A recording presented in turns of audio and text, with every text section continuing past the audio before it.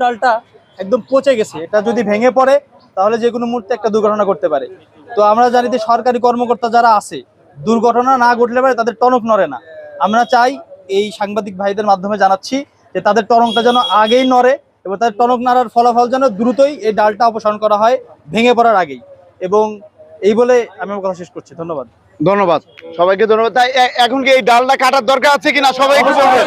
আসসালামু আলাইকুম। ওয়ালাইকুম সালাম।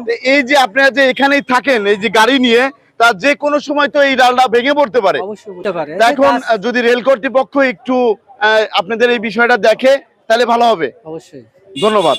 তা দর্শক, আপনারা কিন্তু দেখতে পাচ্ছেন এই যে আরেকজন আছেন। চাচা, আপনার বয়স কত? 65। তো এই যে আমরা দেখতে পাচ্ছি এই ডালটা তো দীর্ঘদিন যাবত হচ্ছে একবারে মরে গিয়েছে। তা আপনারা তো দেখতেছেন, তা এই বিষয়টা কি দেখার দরকার আছে নাকি কাটার দরকার? কাটার দরকার। জি, ধন্যবাদ। তা দর্শক, এই যে একটা দোকান আছে দেখেন, এই যে দোকান, এই দোকানের উপরেও কিন্তু পড়তে পারে। আবার এদিকে কিন্তু এই যে বিদ্যুতের খুঁটি আছে আপনারা দেখতে পাচ্ছেন। আর এইখানে এই ডালটা কিন্তু যদি এদিকে পড়ে তাহলে কিন্তু অনেক সমস্যার সম্মুখীন হবে।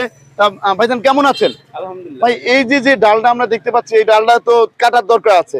হ্যাঁ জি ভাই, এটা কাটার দরকার বিশেষ। জি, জি। কারণ এখন মেঘ বৃষ্টির দিন, ডালটা পচে গেছে, যে কোনো মুহূর্তে একটা দুর্ঘটনা ঘটতে পারে। দুর্ঘটনা ঘটতে পারে, কাটলে পারে আপনাদের জন্য একটু ভালো, আমাদের জন্য, সবার জন্য ভালো। ধন্যবাদ।